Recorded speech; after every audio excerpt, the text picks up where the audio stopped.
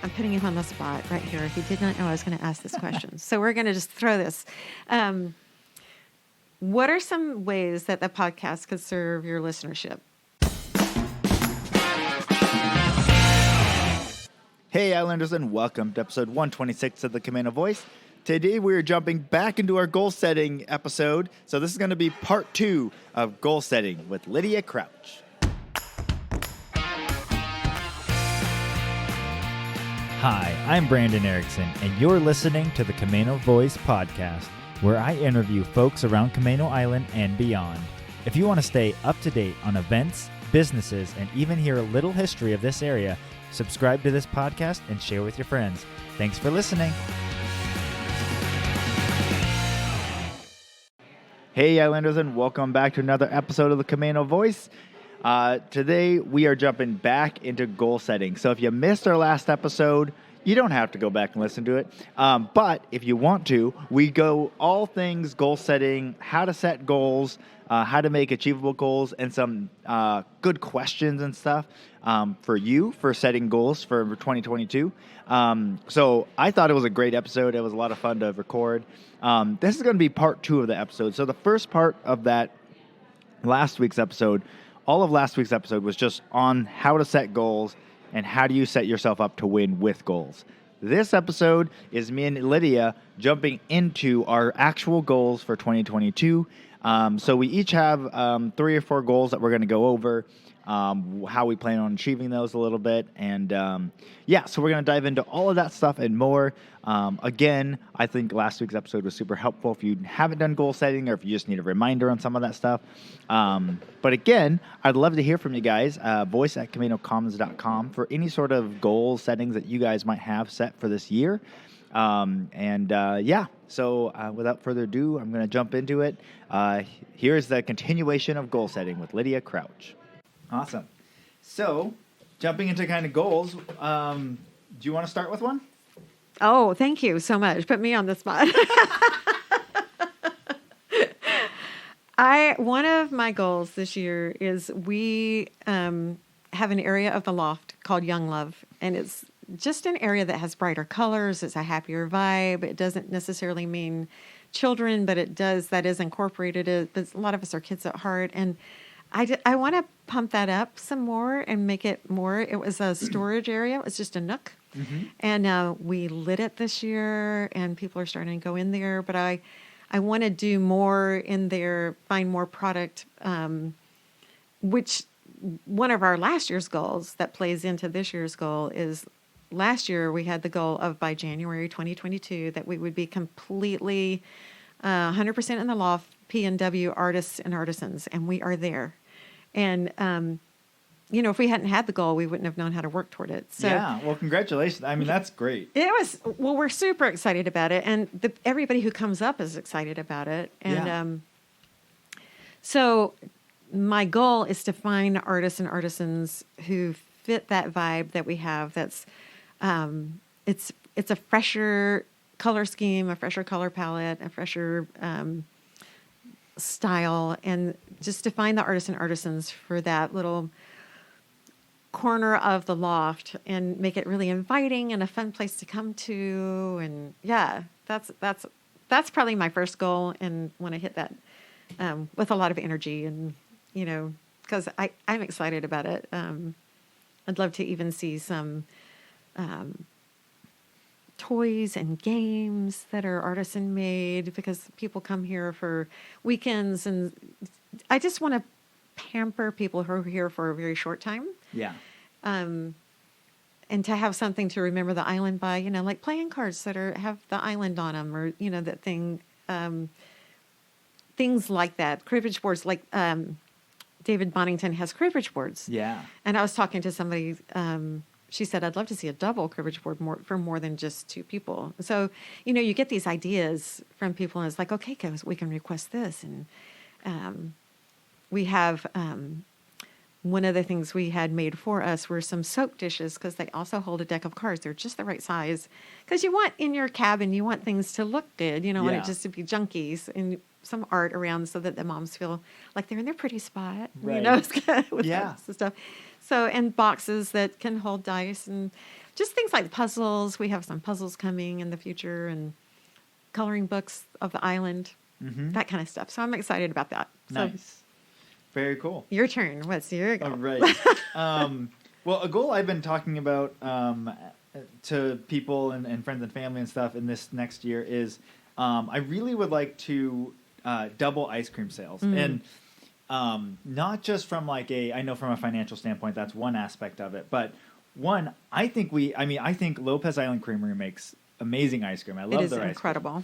ice cream. And one of the things I always have loved doing is going in candy shops or ice cream shops when I go on vacations and stuff. And so we are actually in the process of redoing our ice cream area to make it really fun and kind of like you were talking about. Like we want the ice cream area to have its own vibe.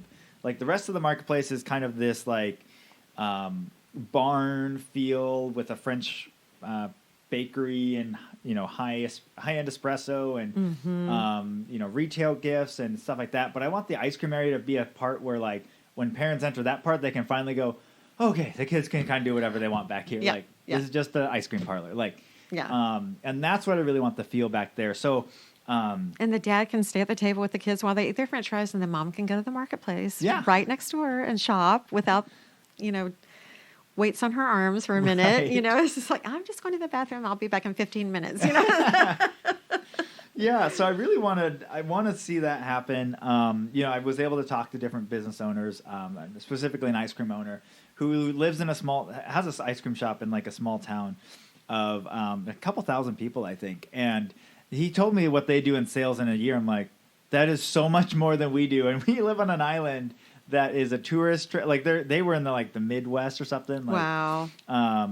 Where they get heavy snows and stuff, so they open in February, March, and then they just go through the summer basically. But I was like, man, if someone can do it with those type of circumstances, like we should be able to really do a lot more in ice cream than we do now. Like more people just don't think of us as ice cream, and so it's that kind of that top of mind aspect of it too. Yeah. So that's one of my big goals this year. There's and that's probably our most concrete goal. So I've actually started running math on it and stuff like that, and just okay, well, what does that mean? What does each month have to do in order for that goal to be hit? Yeah. So that's kind of one of our big goals this year is for the ice cream. Well, and I'm excited because, you and I, walking here, stepped on the new foundation for the new floor. Yeah. We were the first people to walk on it. I was I don't know, I geek out on things like that, but I was like, we're the first people to walk on it. Yay. So describe how it's going to look in this diner and kind of vibe. And Yeah. So what we're trying to do is try and create if you think of the nifty 50s diners. Now, if you think of those, you're going to think black and white tile floor with usually red, or they'll do that turquoise and pink booth seats, and then they'll have turquoise and pink throughout the wall and neon colors. Yeah. So we're not going to go quite all the way there because we are on an island and we're not in a little small town. We're Camano, so we're going to make it Camano feely to that. Cool. So we're still kind of kicking around ideas of what that's going to look like, but kind of we want that same feel to it. So again, you walk into that area, you're going to feel like you're in a different part of the business. You're not in the marketplace anymore. You're in the ice cream shop. I love that. So. And how did you connect with Lopez Island Ice Cream? That was a connection. We had looked around at different kind of ice cream providers when we were looking to open up an ice cream shop here. And we in our research, we found Lopez Island Creamery, and they're a small family-owned company. And so we were like, all right, well, and then when we reached out to them, they're like, well, you know what? We've gotten a little ice cream shop out here in Anacortes. If you want, you can come work there a few days and just see how we do things and how we run things. Wow, that's so cool. So I actually got to go out and just I worked with a bunch of high schoolers who were like, what are you doing here? And I'm like, I'm just here to scoop ice cream with you. And they're like, all right.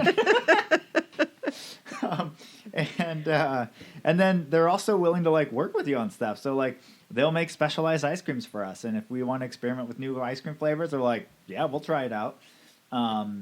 So and I've got to interview Alex. He's the owner on the podcast, so you can check that out. But he's a great guy, and they've just continued to grow and expand. And at this point, they're actually pretty specialized in what they do because they're actually they keep moving further up the chain of production. So like now they actually bring in their own milk.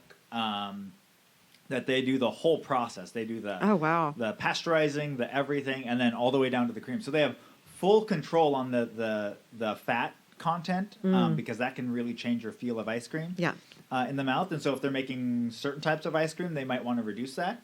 And other ice creams, they want to pump that up a little bit to increase the smoothiness or whatever. So, so it's just they just continue to expand in that. And so they're really really good ice cream. So that's so fun. I love Lopez Island ice cream. I discovered it here, and then their coffee ice cream is the best. And we are a coffee place, but it's really really good. So yeah, and Rich likes is it blueberry they have? Yeah, their blueberry is really good. Oh, yum. Yeah, it's good.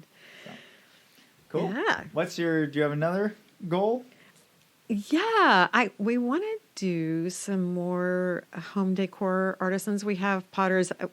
One of the guidelines, it's not a goal, but and that's another thing we can talk about too, is what guidelines do you want to set in place to reach your goals? Because you can reach your goals by several. I mean, you could say we want to have stained glass, and suddenly you have 20 stained glass artists, and none of them feel special because they're just one of many. And so you want to curate your guidelines. And so one of our guidelines up in the loft is to have only 2 artists who do similar things. Okay. And keep even that, say you have 2 glass artists, make sure their styles are different from one another. Yeah. So that they're not head to head, but they're also enhancing each other. Mm-hmm. So I'd like to see some more linens and home decor and hand knit blankets and also some food, pottery, that kind of thing. We have a girl who does journals, and it would be fun to have something similar to hers, but more on the masculine side. Hers are sweet and fun and nostalgic, and but it'd be fun to have some leather-bound journals up there. Yeah. Things like that. So I just want to kind of build out the artisan side. I think our artist side of the paintings on the walls is it's gaining momentum, and people are asking how to get up there and how to become part of it. And that's been great. But the artisan side, I'd like to build up a little bit more. So our 3D product, you and Emily have been great about, you've found several people for us. Emily in particular is great. Emily, she's amazing. Yeah. And Brittany goes to shows and Brittany actually found Elizabeth Person, she does bookmarks and cards and collateral, and but she's still 2D. So just somewhat more on the 3D side. And Brittany's got a good eye for things like that. So that's been super fun. Yeah. Yeah. So. Yeah. Very cool. What's your second one? So another one we have is really for the more for the commons than it is for the marketplace. And we're actually a little bit working on this project together, which I need to get you stuff over, because speaking of timelines, I need to get it started if it's going to happen this year. But we talked about running a contest for local artists that are not like at the professional level, but just kind of getting started in it, but have experience and have done some art. And we want to do a beach competition where they will draw their version or rendering of some of the public beaches that are here on Camano. Because one of the things we get a lot of in the marketplace is people coming in and they want to go to the beach, but they only know maybe the state parks is maybe the only beaches they know about, because Camano's it's not super obvious what are public beaches and what are private beaches. Right.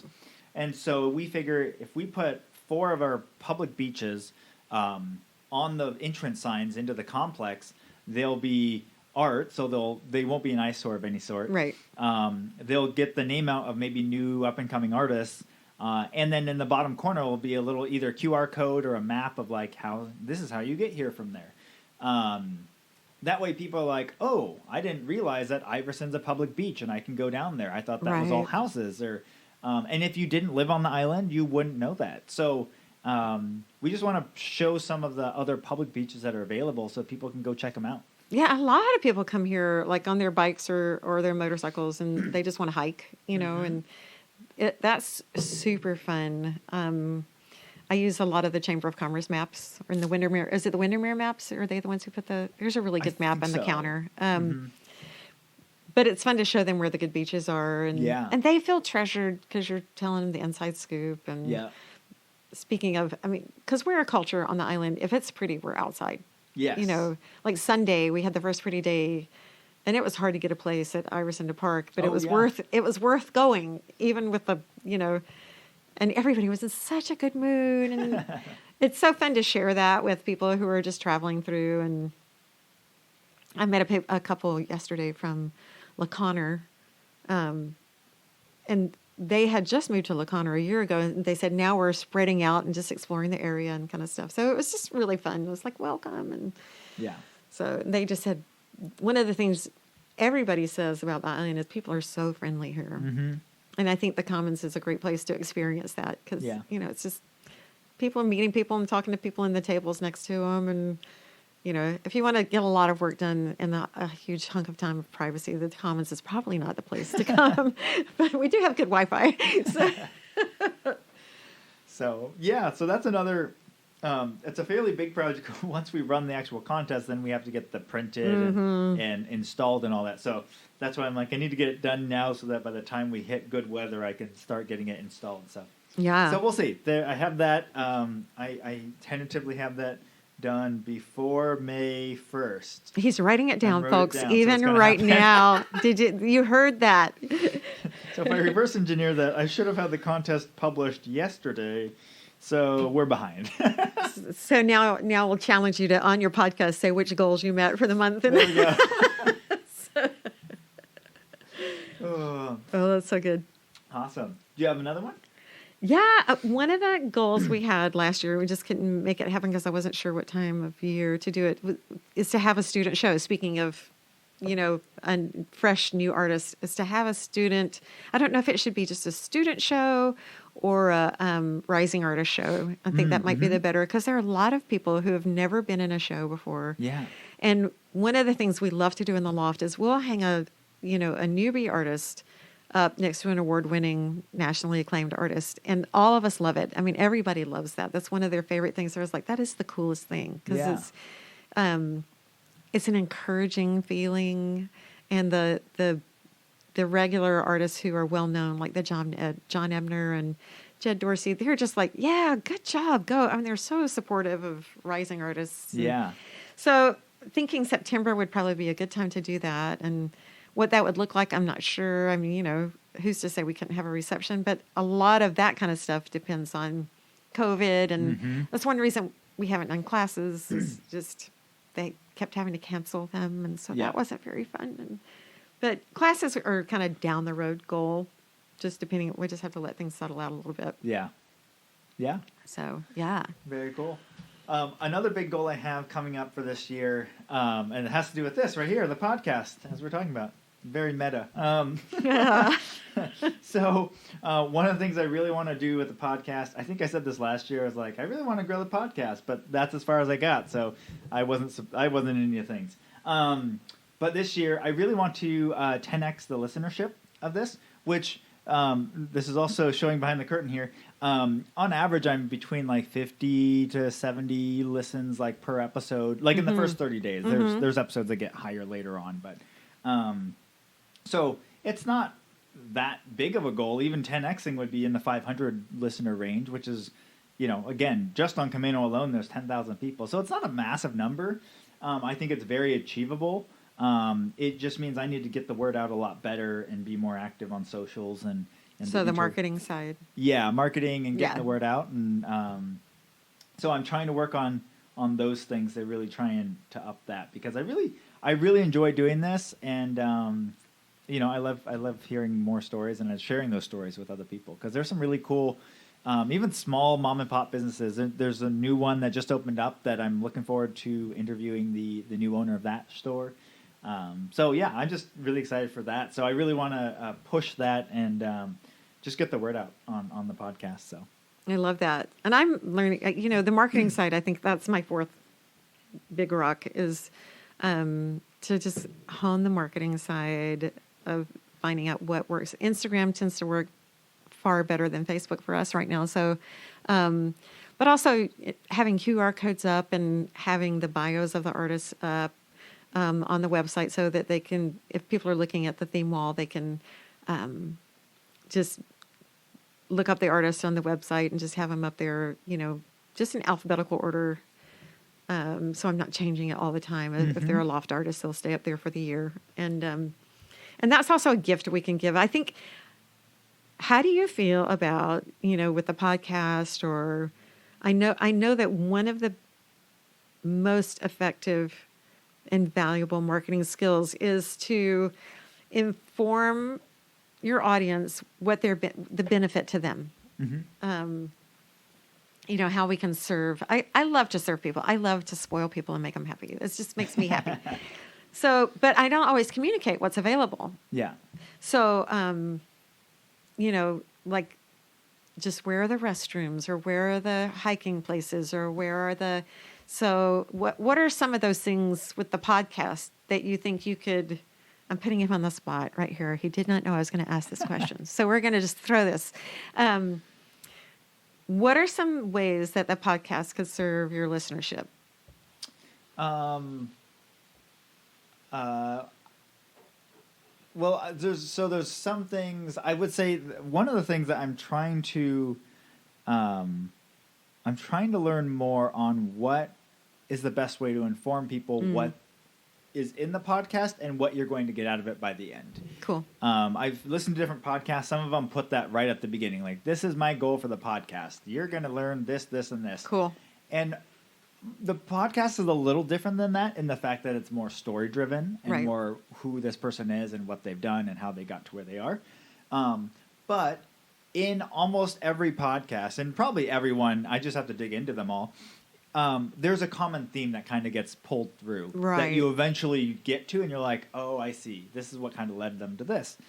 So that's part of my process for planning this new year, is going back and renaming some of the old podcasts so that they're more informative of, like, they're not just XYZ owner that owns XYZ business, because you've probably never heard of the owner or the business. Right.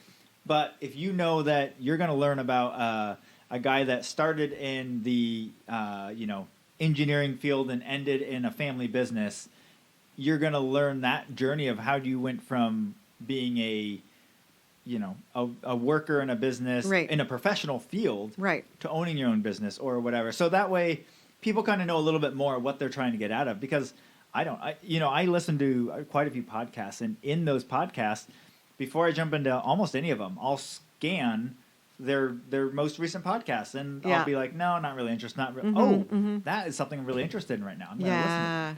So I want people to have that, and it's the same idea too, that I don't expect every podcast to be for every listener. Right. There's going to be a subsect of listeners that really enjoy certain aspects of the podcast versus others. So, I want people to make that choice. I know time's limited, and the fact that people listen to the podcast is exciting to me. Yeah.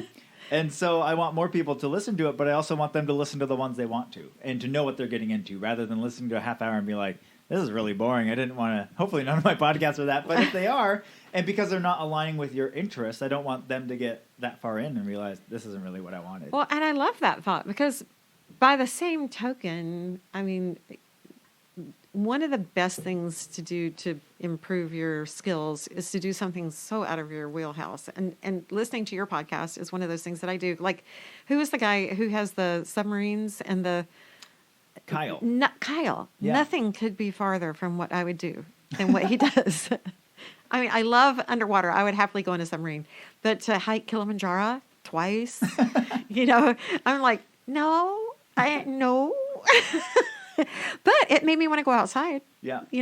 And just do some day hikes, and I love good views and that kind of thing. So it inspired me off my chair, and I thought, okay, if he is that brave, then I can paint on a bigger canvas than I'm used to. I can go up a size and paint something that's, 48 inches instead of 36. Let's do this. And it's like, why am I such chicken? I mean, this guy's out there, about to fall off a mountain. Probably not, but if I went, I would be rolling down the side.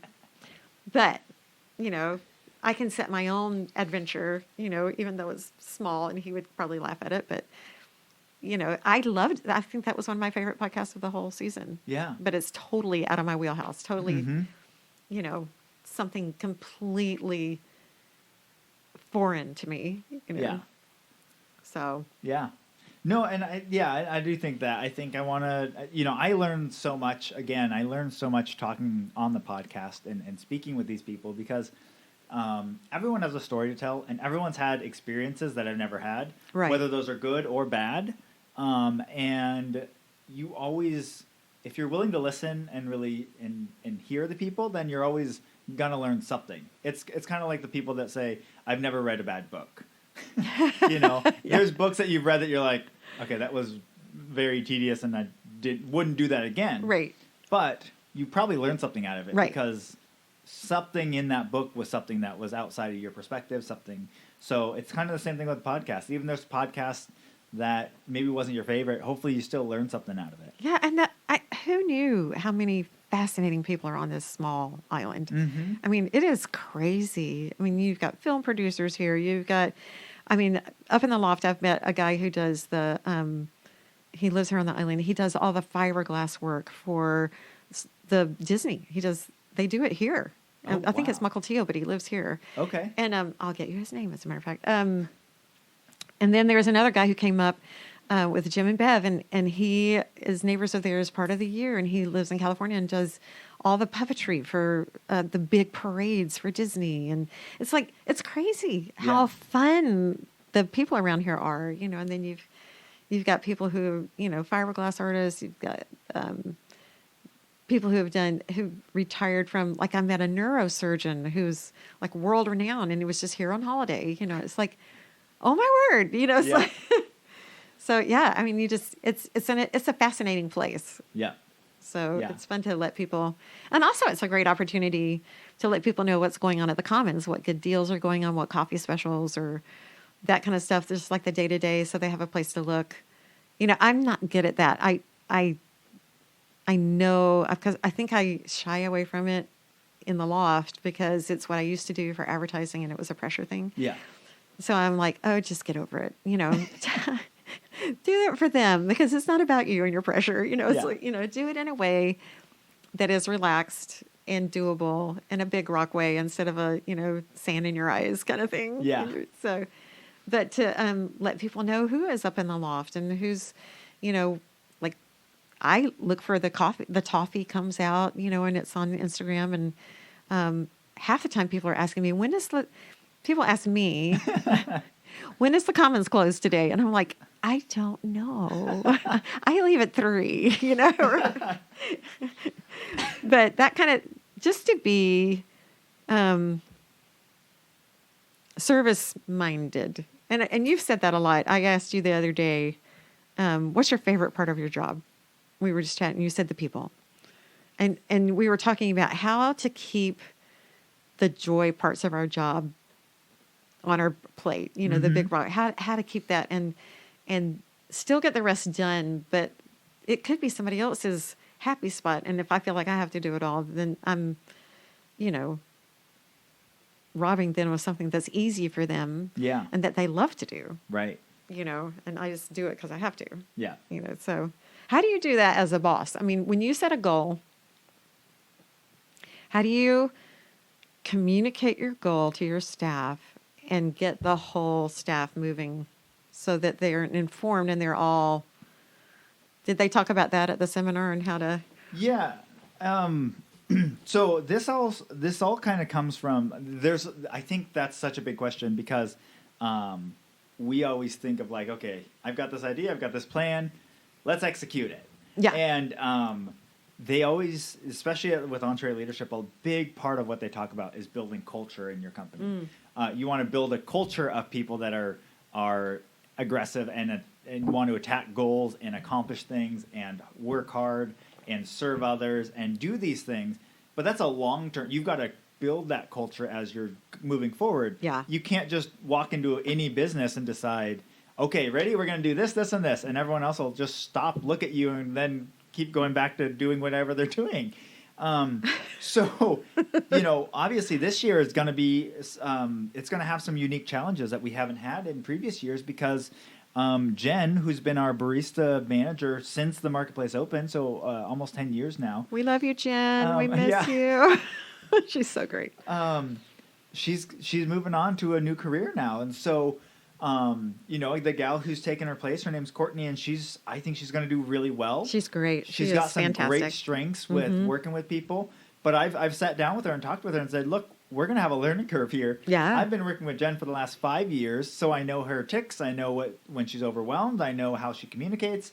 We don't know any of that about each other. Yeah. And so, and then, of course, a week into her officially, trying to take over, she gets COVID, and so she's out for 10 days. And so now it's like, okay, well, now we don't have as much of a bridge as we thought, and now we're trying to figure this out on the fly. So we're constantly having to adjust. But to answer your original question, going back to what they talk about in goals, they have to be yours.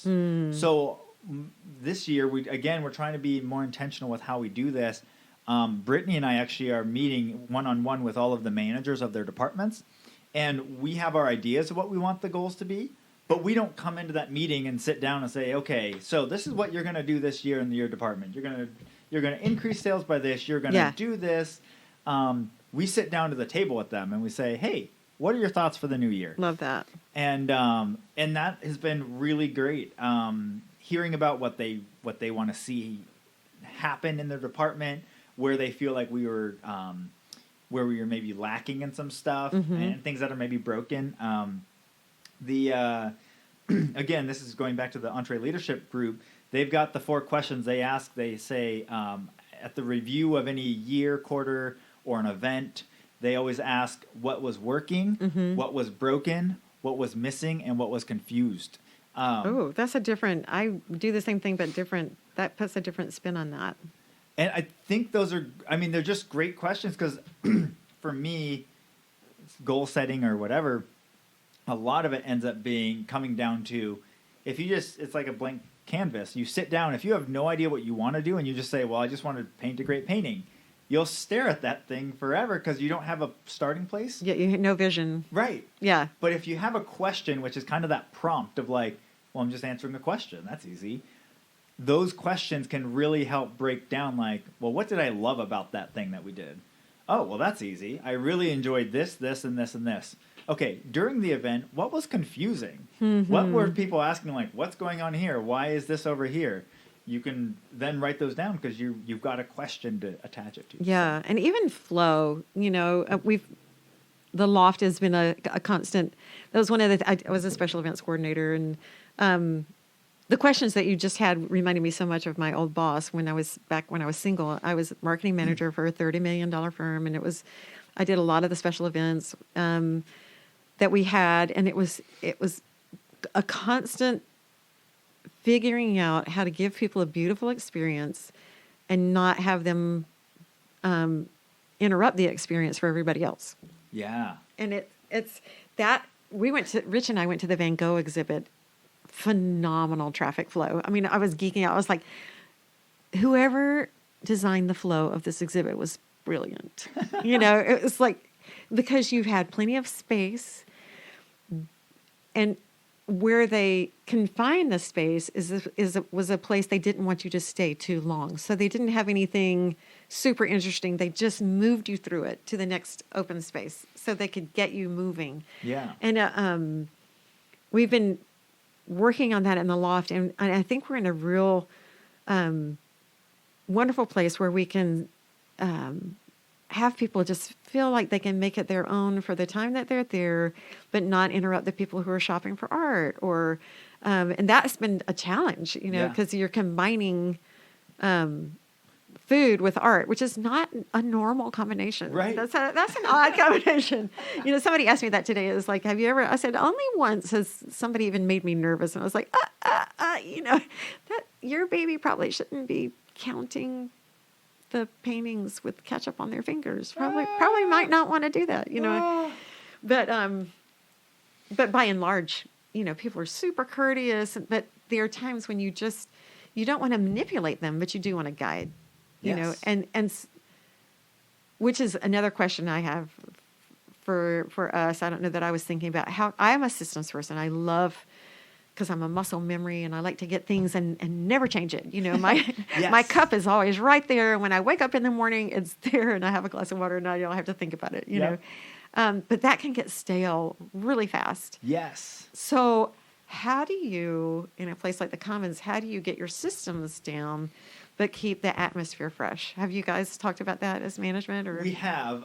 This is something that retail I struggle with. This is why people like Christy, Emily's better at it than I am. Brittany's better than I am. Most people are better than I am. But well, you've got that engineer thing. We have a new gal who is very gifted in this as well, and it's that same mentality. I come from an engineering background, which in engineering, it's a lot of the things that you do are based on the lean manufacturing principle. So you get it engineered to the point where it's the least amount of movement to make it as efficient as possible. Oh. And then when you get it there, you've done it. And then you can move on to the next thing. Yeah. Retail's not that. It's more of an art form. So like I will look at the floor and say, well, it flows fine. Mm-hmm. The shelves look nice. You can see the things you need to see when you walk in, and it's good. Like, good. When you just walk away from that. Yeah. But if you do that, your regulars start saying, oh, you guys never have new product, or you never have this. I've seen that. Yeah. Yep. And my dad used to, like, one of the things that I forget it's one of the big retail stores. I don't know if it's Nordstrom or Macy's but they had a new person come and take over. This is years and years ago. My dad always talks about this story.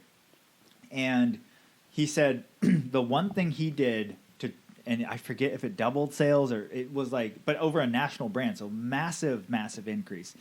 All he did was force all of the store managers to, on a weekly basis, rearrange the displays. Interesting. And it doubled sales. That alone. No new products, no new marketing, nothing. It was just that, because when people came in, they thought it was a completely new store, so they shopped again. Wow. That is something I struggle with from being able to do it, and I don't have the same vision as my dad of laying it out, and thankfully I've got people like Christy and that's other a people. smart owner. You hire the people who do. Yeah. But I've got some of those people on my team that are very skilled at it, are able to do that, and it makes a huge difference. It makes the customers feel like it's something new and fresh. And just because of the way the store's laid out, there's darker parts of the store. There's less happy places to go within the store. And so if you move something out from one corner into the middle, suddenly everyone thinks that that's a new product you brought in and things like that. And so, yeah. and again, you're just providing opportunity for people to get something that they really want. This is a little bit off subject, but I was just talking to someone else, one of my friends, about this, and we were discussing how we like marketing. I talk to a lot of people, and they're like, "Oh, marketing, like Facebook, all it is marketing, and on Google and all these different things." I'm like, actually, I like the fact that I may be looking at Instagram, but suddenly an ad pops up for maybe right now I'm looking at all these messenger bags because I'm trying to get a new one, but I don't know what I want to do yet. Yeah, there you go. I'll be on Instagram, and then an ad will pop up for a messenger bag. I'm like, oh, I haven't heard of that one yet. So then I go and look at it and decide if that's one that I would. So listeners, if you have a great listener bag, comment below, because give him some good ideas, because that's word of mouth is the best, right? So, yeah. That's fun. So, yeah. Do you have other goals that you have? I think the marketing setting goals is one of my goals. We've accomplished that. You can you forced me to do that today, and now I got to go back and reverse engineer and not being an engineer. But yeah, I'm so grateful for today, because I do realize that I set goals far better in a team context. So do I. But then I like to go on my own and make it happen. Yeah. So I took a personality test. It was like starring individualist role in a team context. I was like, what is that? It's like, I don't know. But,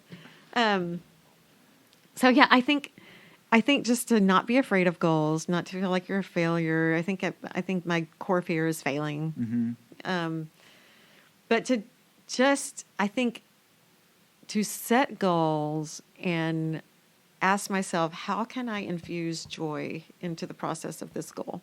Of achieving this goal. How can I do this in the most fun way possible? Yeah. And then your marketing is going to be fun. Your Instagram is going to be fun. I mean, this past year, I learning to edit. I think as a marketing goal, I want to learn to edit. That's true for art. That's true for anything. How can I say more with less? Yeah. Because like I was updating my website, and an example of this, I had artist invites and events.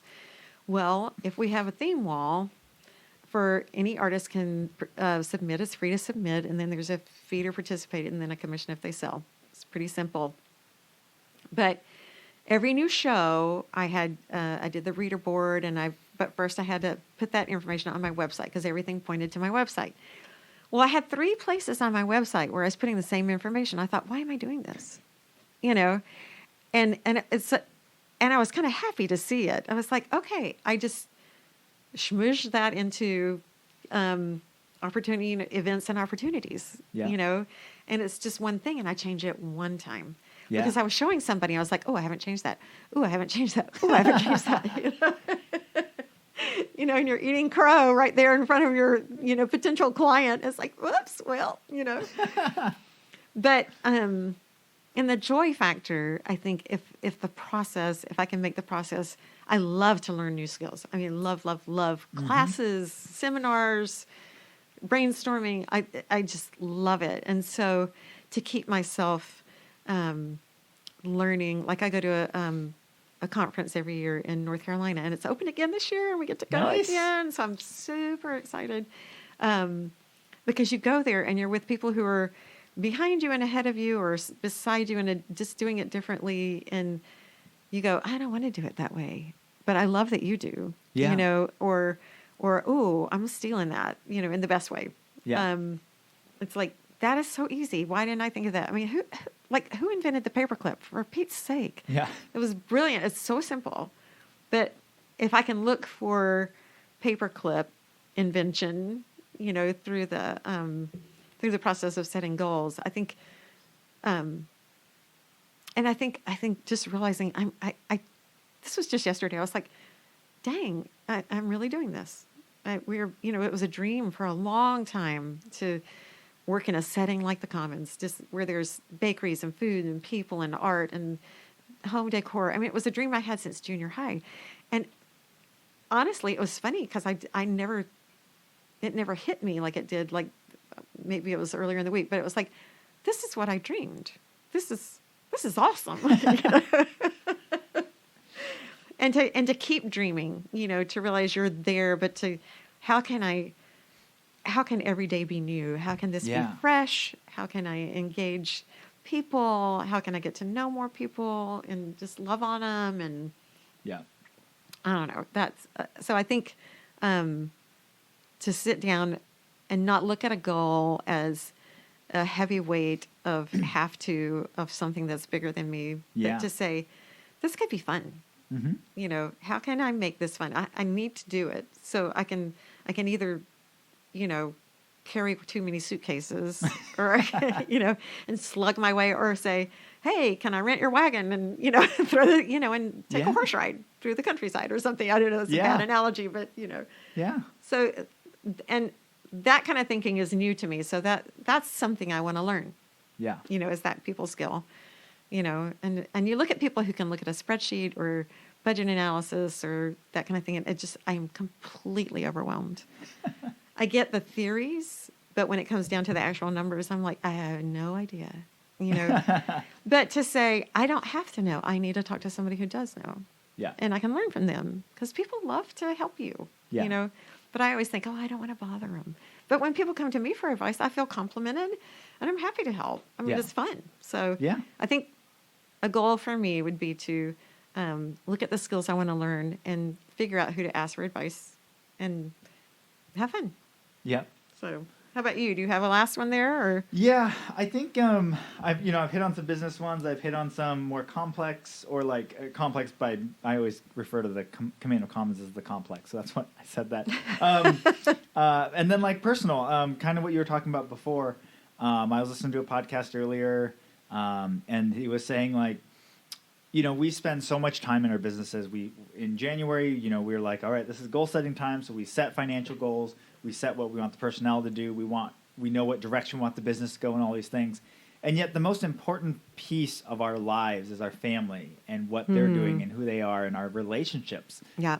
And yet we don't do goal setting and sit down for those. Maybe some people do. It sounds like you have, but No, I don't think Rich and I mean, we dream a lot, but I don't know we goal set. There's, Yeah. you know, so. And so that was something I was like, that's really important.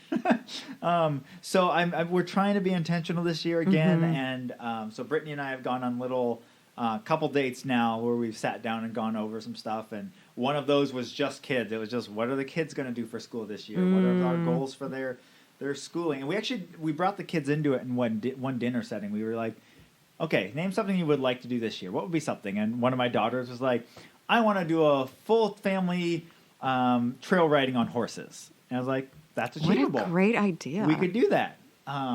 So, we have that down. And then I forget what, we had some, I forget all the goals, and some were small and some were astronomical. So, we had to taper those a little bit. But, it's fun for the kids because they get to decide, like, they get this throw into the conversation. Again, it gets to be theirs because they got to put into it. And then it also takes a lot of pressure off of like, okay, well, the kids don't have to be to here by the end of the year. Right. We are really going at the pace of the kids. And so, there's some them trying to catch up on certain areas where, like, if they figure it out and they break through that wall, then yes, we can do this. But if they don't, then we're still here. And so it puts it takes that pressure off that we're like, no, I have to get to this point. Yeah. So that's something, I'm also from a personal level, just in habit building. I do want to get way back when I was a kid, I would journal, and reading the journals, it's hilarious reading them, but it's fun because it's like, back in, 2007, I could know what I was thinking at the end of the day on like a Friday in, middle of summer or something. So I want to get back into journaling, whether that's a digital or physical. I'm not sure yet. And then stretching and doing like a morning, and like a morning like meditation, but like not more just like I did this years ago, and what I found was like I'm not getting into like kind of, I always say like the woo-woo side of it or whatever, but it's like just calming yourself. It's taking 5 to 10 minutes to just breathe, let your mind wander or be blank, whatever.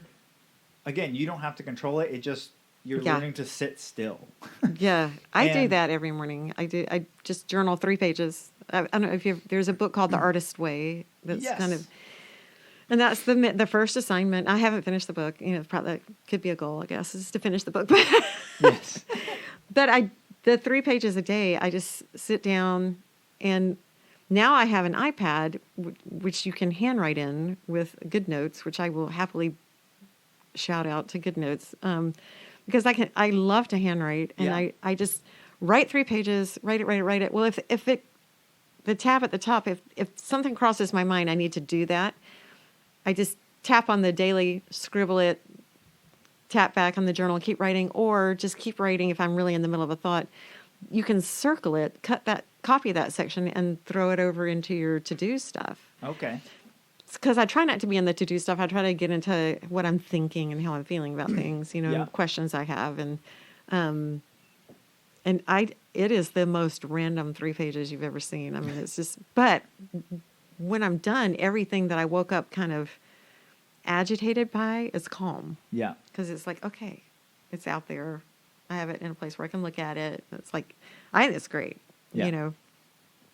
Yeah. No, so that's definitely, and then, I would like to sit down, and my wife and I were also a little bit planning, like, running a business and having 4 kids and homeschooling, and all of these different things, they just there's just so much going on. And so my wife and I have to be intentional about taking some time and be like, hey, let's take this weekend and go. Let's take this week. And we plan those now in January, because if we wait till when we should take them. Too late. Too late. It's filled up.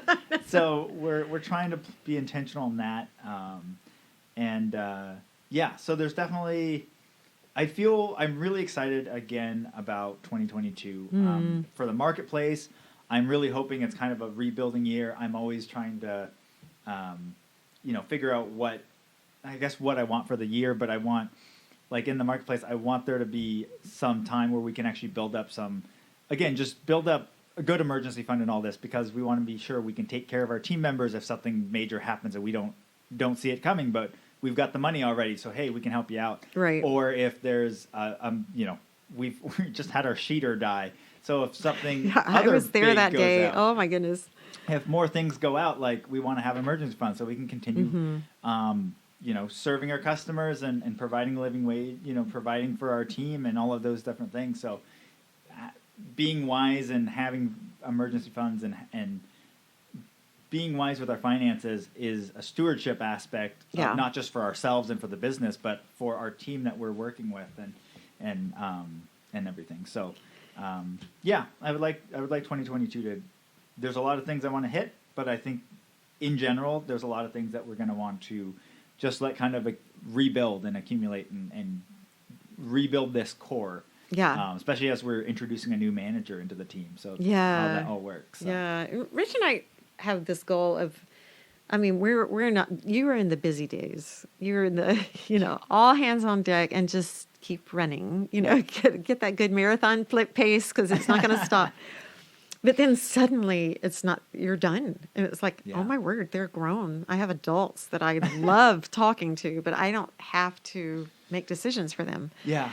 And they love our advice, which is humbling and wonderful, but they don't need us to tell them what to do, and so Rich and I are like, okay, and we're so thrilled to be together. But we thought, what can we do? What are the things that build our relationship the most? And for us, it's doing things neither of us have ever done. And so we're trying to do new experiences that, I mentioned the Van Gogh exhibit and we were talking about things we had planned. A lot of the things got canceled because of COVID, but even if it's taking a new trail, it could be something simple or we did virtual tours. We toured Florence, Italy, on YouTube one day during lunch, on a Saturday. It was just things that give us more to talk about than the same of the stuff we're in a rut of talking about. And so, we're talking about, let's learn how to make pasta. Let's travel a little bit on the day places that we can drive to or take a road we've never been before. Let's take a different route just to constantly add fresh into the date your mate. That we love that phrase, date your mate. And in fact, we were in Harrison Hot Springs for one of our anniversaries. And this young couple were dancing on the dance floor in the copper room with us, and they said, "Hey, you guys look like you're still in love," and we must have looked ancient to them. So they said, "What do you have to tell us?" And we're literally dancing beside them, just talking, and we both said, "Date your mate, keep it fresh," because right now you got babies and stuff. That's what makes those babies look cuter when you get back, is to leave them for an evening, together and say, "Hey, you're the face I love to look at," So, Yeah. that kind of stuff. So yeah, I think, yay. I think you and Brittany are doing a great job, and I love that. And but you do have to be intentional.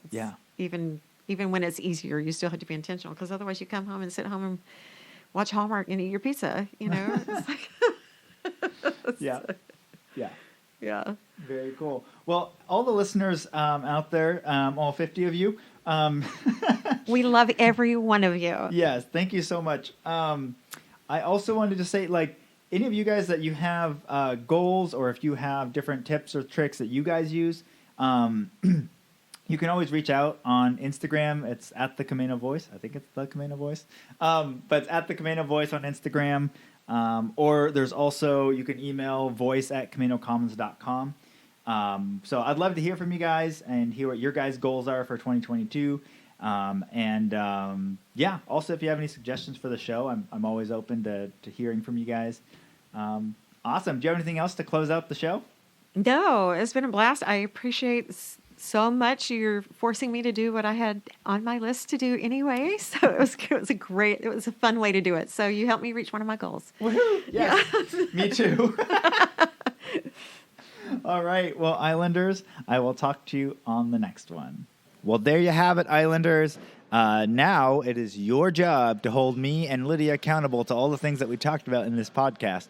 as which I don't know. English is my second language. That is, you guys have to hold us accountable. Whatever that word is, that's the word. You guys have to hold us accountable to this stuff. Man, okay, I'm doing great. All right, guys, thanks for joining me on this podcast. Next week, we're going to be jumping right back into our normal format of interviews. So I've got a fun one coming up of a new business, so be sure to come back next week. And for more information on this episode, you can go to CamanoCommons.com/podcast. That's CamanoCommons.com/podcast. Thanks for listening and see you next time.